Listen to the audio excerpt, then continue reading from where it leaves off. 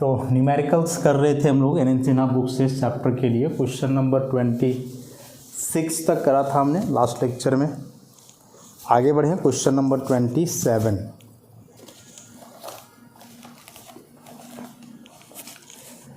सो question number 27 क्या है कि the gas in a vessel is subjected to a pressure of the 20 atm at a temperature of इतना। कोई vessel है, इसमें गैस भरा हुआ है, प्रेशर इसके लिए बहुत ज़्यादा 20 atm, temperature 27 degree Celsius. Kelvin में एक बार बदल करके रखो इसको।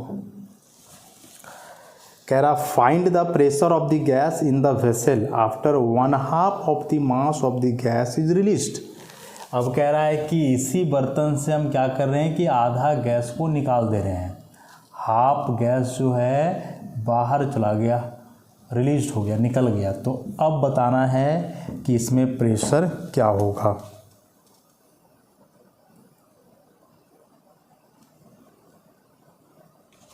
और एक बात और बोल रहा है कि प्रेशर अब क्या बचा और बाकी जो गैस इसमें बचा हुआ था ना, आधा गैस निकलने के बाद अब जो गैस बचा, इस गैस का टेम्परेचर को बोल रहा है कि बढ़ा करके 50 कर दिया गया है।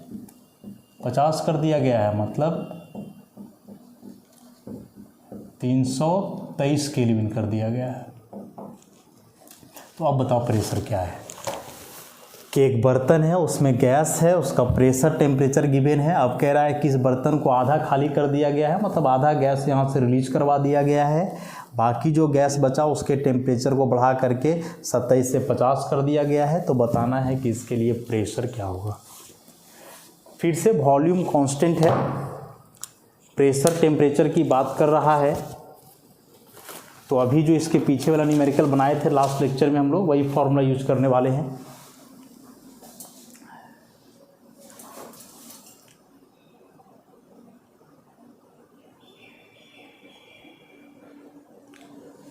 देखो,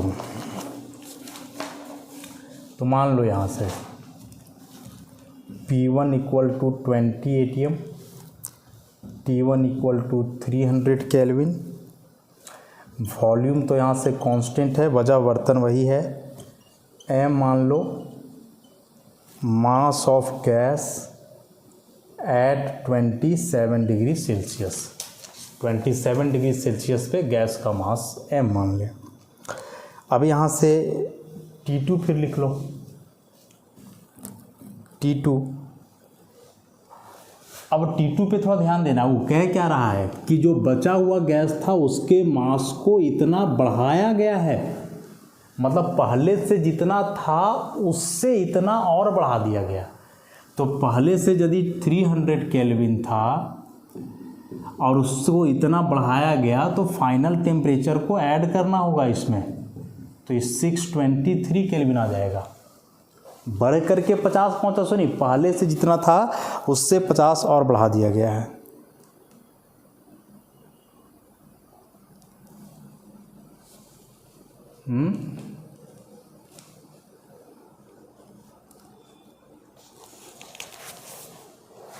रुक जाओ, तो इसको ऐसे कर लो, ऐसे ज़्यादा आ जा रहा है। 27 degree Celsius plus 50 degree Celsius तो 77 डिग्री सेल्सियस। और अब केल्विन में बदलो, 273 जोड़ करके तो 350 केल्विन आ जाएगा। प्रेशर P2 क्या होगा पूछा है। और इस केस में जो मास होगा गैस का, मास ऑफ द गैस व इनिशियल का आधा हो जाएगा, m/2। ठीक, अब लगा दो फॉर्मूला। क्या था formula? PV equal to nRT, तो V equal to nRT by P, मतलब कि given mass by molar mass RT by P। तो चूँकि वॉल्यूम कांस्टेंट है, मैंने V1 इक्वल टू V2 हो जाएगा। तो यहाँ से M1 M RT1 P1 बराबर M2 RT2 MP2। Capital M तो कांस्टेंट होगा ना, मोलर मास। डाटा पुट करो, M1 जो था इनिशियल मास उसे m ही लिख रहे हो, तो m r T1 कितना है भाई 300 केल्विन है, 300 केल्विन। m को हटा दो डायरेक्ट यहीं से। P1 कितना है 20 ATM। M2 कितना हो गया है आधा m/2, r आने दो, और E हो गया है 350 केल्विन, 350 केल्विन। प्रेशर पूछा है क्या होगा P2, तो R और R भी ख़त्म ही हो जाएगा, M और M भी ख़त्म ही हो जाएगा, तो यहाँ बच्चा 300/20 ATM equal to 1/2 into 350/P2, तो P2 इक्वल टू हो जाएगा 1/2 इंटू 350 इंटू 20/300 ATM। 1 0 से 1 0, E ख़त्म, 2 से 2 ख़त्म, तो P2 इक्वल टू 3 से लगभग 12 के आसपास आएगा, 12 ATM के आसपास। 11.66 आता है। 35 को 3 से डिवाइड करोगे तो 11.66, 12 के आसपास। यहाँ थोड़ा सा समझने में हमें दिक्कत हो रहा था हम लोग को। टेम्परेचर 50 डिग्री सेल्सियस बढ़ा करके किया, तो पहले हम निकाल लिए कि इनिशियल टेम्परेचर फाइनल टेम्परेचर दोनों को ऐड करा तब उसे केल्विन में बदले। यहाँ इसको करने का ज़रूरत नहीं था, बस यही है।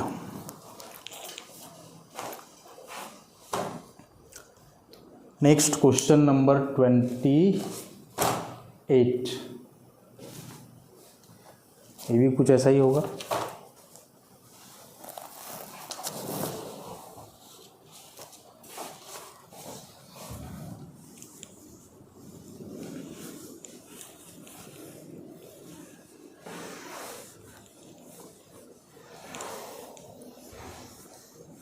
क्वेश्चन नंबर 28,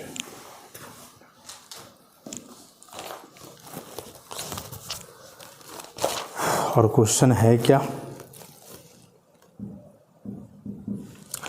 कह रहा है 3 moles of an ideal gas initially at a pressure of इतना ATM and a temperature of इतना are expanded to twice the initial volume.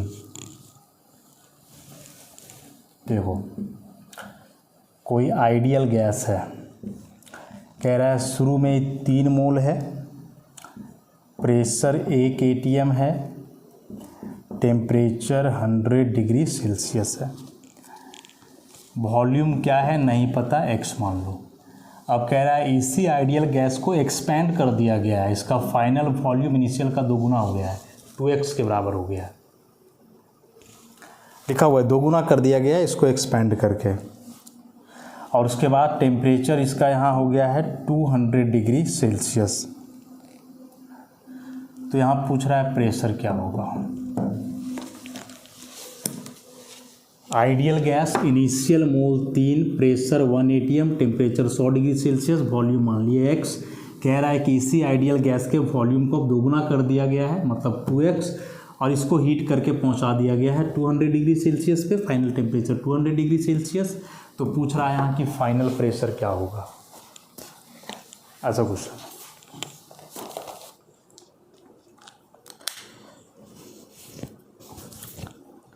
तो पहले तो यहाँ निकाल लो कि इनिशियल वॉल्यूम क्या है, पहले यहाँ निकाल लो कि इनिशियल वॉल्यूम आखिर है क्या।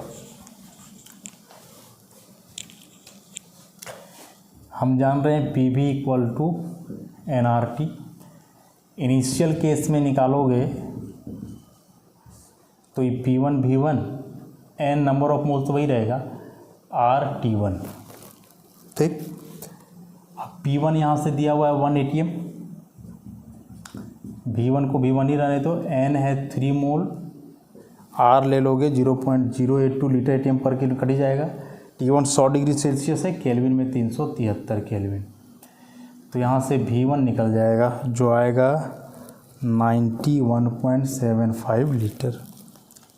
तो V1 इतना आ गया, तो ये V2 कितना हो जाएगा, P1 T1 V1, इसका 2 गुना है, तो V2 था यहाँ 2 × 91.75 75 लीटर, ये आ जाएगा 183.50 लीटर। अब इस केस में पूछ रहा है हमें कि प्रेशर क्या होगा, तो सेकेंड वाला केस लगा दो, हो गया। जब V2 यहाँ से निकल गया तो अब इसका इस्तेमाल करो ना, P2 V2 बराबर nRT2, तो यहाँ से P2 निकाल लो, nRT2 बाई V2, n तो वही रहेगा 3 मोल, 0.082, टेम्परेचर 200 है मतलब कि 473 केल्विन, और वॉल्यूम आ गया है 183.50। सॉल्व कर दोगे तो P2 यहाँ से आ जाता है 0.634 ATM। ये भी सिंपल सा ही था। इनिशियल 3 मोल, इतना प्रेशर, इतना टेम्परेचर, वॉल्यूम जो भी है, अब कह रहा है इसके वॉल्यूम को दोगुना कर दिया गया, टेम्परेचर इतना, तो प्रेशर क्या होगा। तो इनिशियल केस से यहाँ से हम कैलकुलेट कर लिए कि इनिशियल वॉल्यूम क्या होगा, इसी वॉल्यूम का दोगुना कर दिए तो फाइनल वॉल्यूम, और ये वॉल्यूम टेम्परेचर पता, तो यहाँ से प्रेशर निकल गया।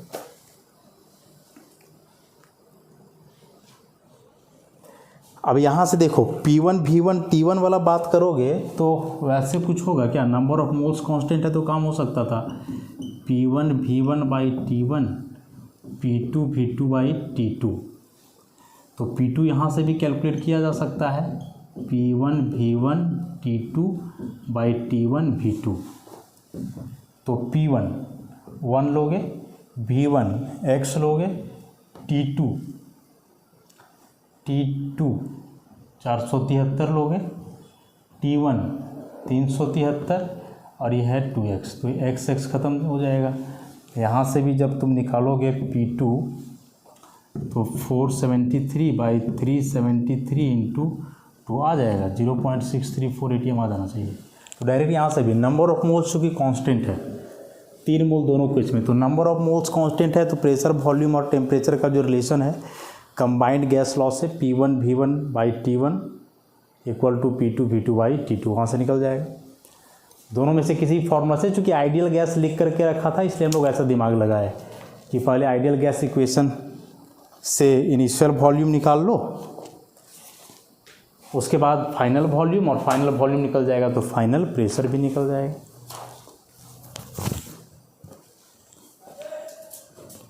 चलो नेक्स्ट क्वेश्चन करें।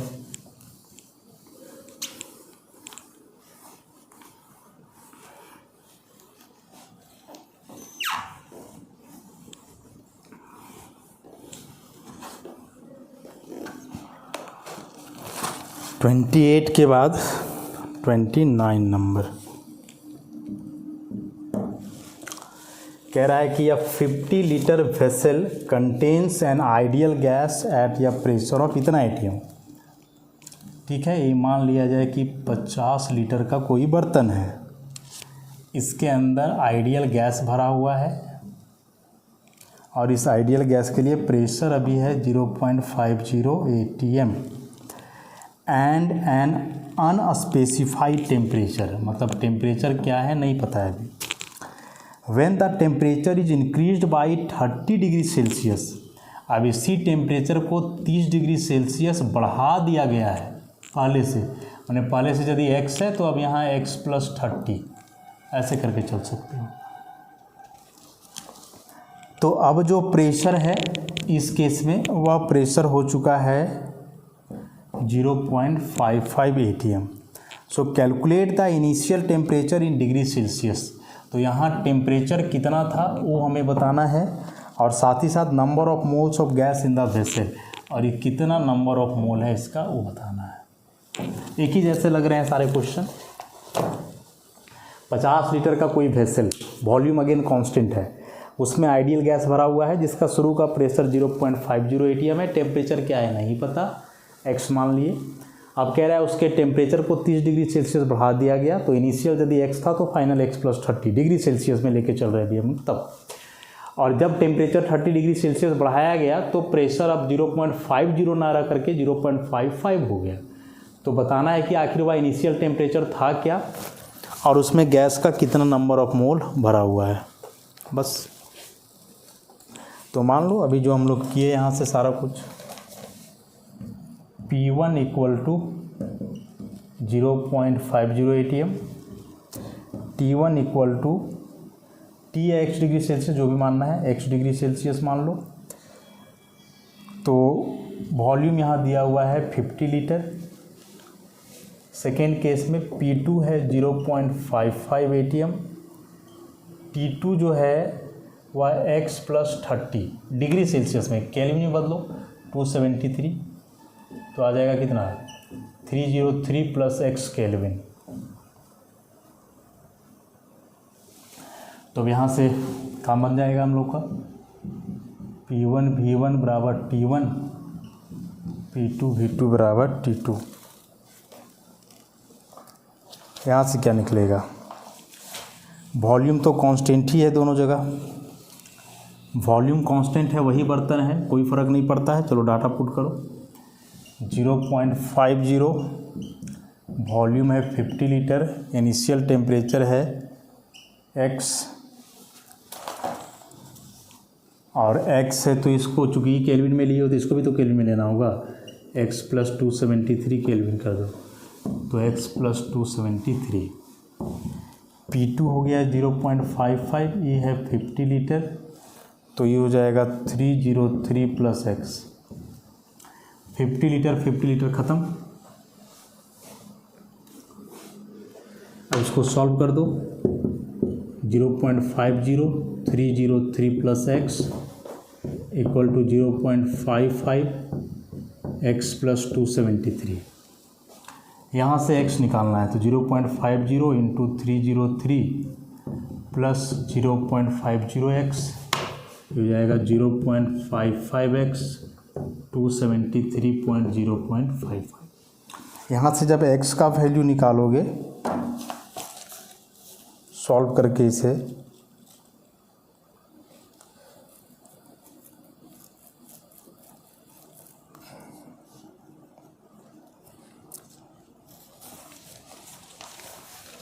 तो इस सॉल्व करने के बाद यहाँ से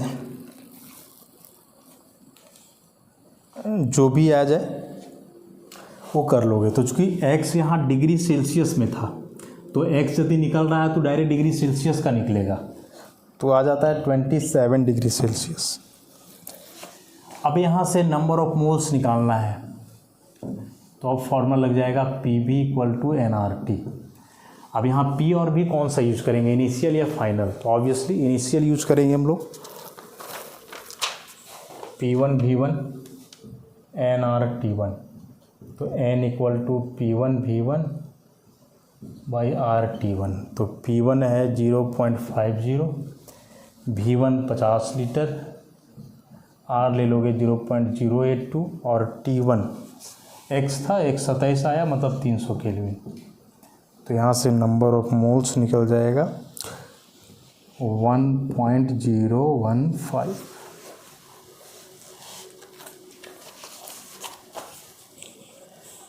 यही करना था, number of moles he calculate करना था हमें यहाँ से, जो भी हो गया।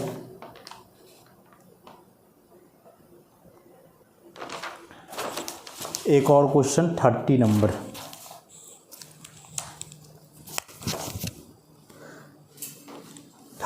क्वेश्चन में भी ऐसा ही कुछ काम करना है। और 30 के बाद के अब जो कुछ क्वेश्चंस आएंगे ना, 32, 3, 4, उन क्वेश्चंस को हम अभी नहीं कर पाएंगे। वजह यह है कि उन क्वेश्चंस को पढ़ने के लिए आगे के कुछ टॉपिक्स पढ़ने हैं हमें, जो थ्योरी में अभी तक पढ़ा नहीं है। तो जब उन टॉपिक्स को कवर अप कर लिया जाएगा थ्योरी पोर्शन में, उसके बाद फिर हम लोग बचे हुए क्वेश्चंस को करेंगे। तो आई थिंक न्यूमेरिकल का या लास्ट लेक्चर होगा, इसके बाद डाल्टन्स लॉ पार्शियल प्रेशर का लेक्चर चलेगा न्यूमेरिकल के लिए। बाकी इधर जितना पढ़े थे उसके लिए लास्ट 30 नंबर कह रहा है n moles of oxygen when enclosed in a 2 litre bulb. ऐसा कि यह 2 लीटर का बल्ब है, ऑक्सीजन गैस भरा हुआ है, ठीक। इसका नंबर ऑफ मोल दिया हुआ है n मोल। तो कह रहा है कि प्रेशर यहाँ इसका 2 atm है, टेम्परेचर T केल्विन है, on introducing 0.1 mole of nitrogen in the same bulb. अब बोल रहा है कि इसमें फिर से बाहर से हम 0.1 मोल नाइट्रोजन डाल रहे हैं। It became necessary to cool it. तो इसे ऐड करने के बाद बोल रहा है कि अब इसको हमको कूल करना पड़ेगा, ठंडा करना पड़ेगा। कितना? तो 0 डिग्री सेल्सियस तक।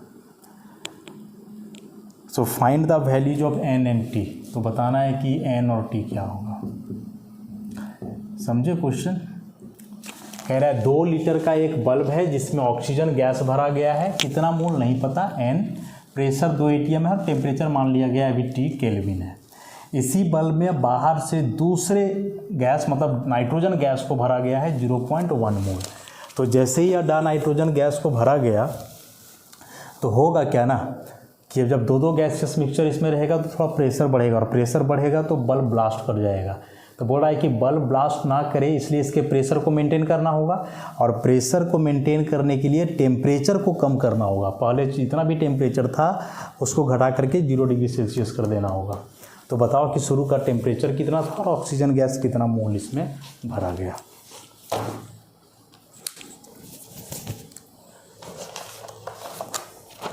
फॉर्मूला तो यही सब यूज होना है।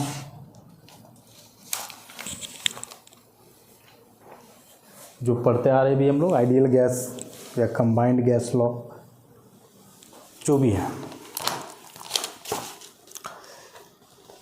मान लिया जाए V1 2 litre, number of moles यहाँ x मान लो,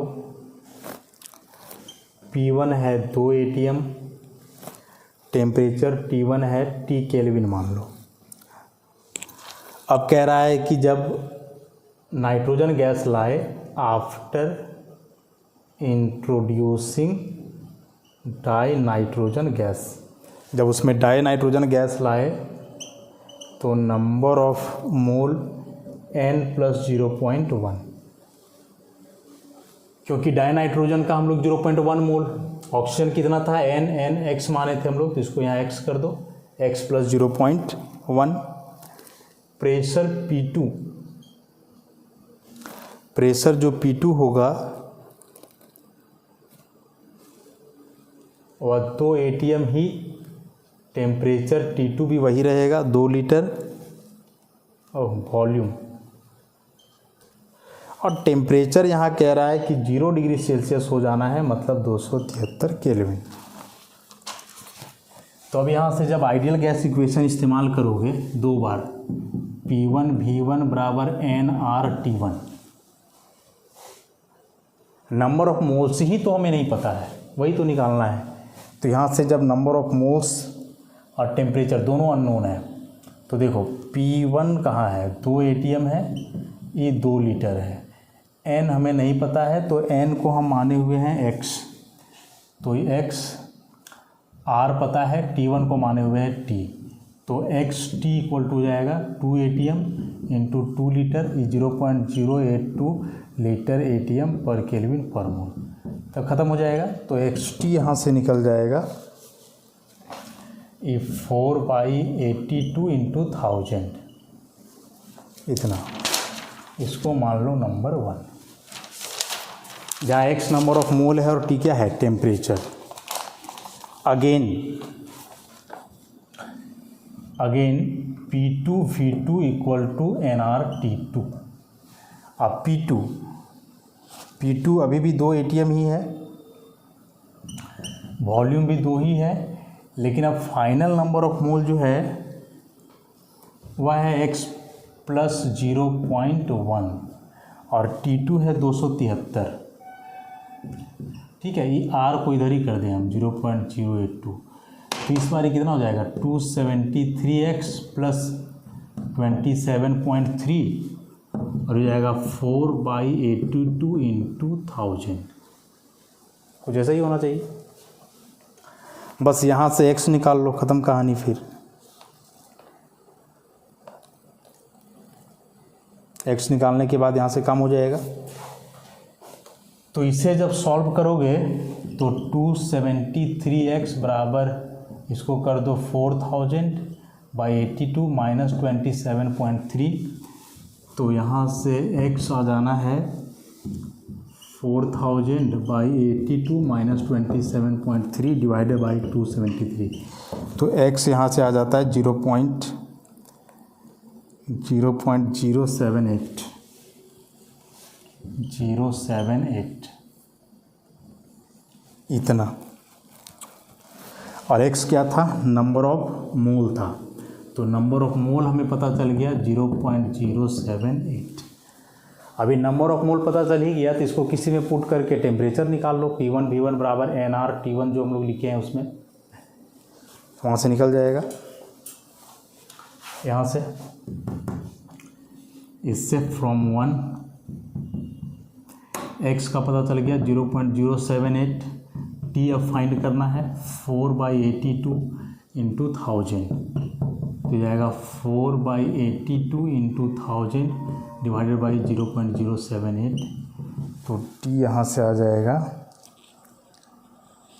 622 केल्विन। यही आंसर।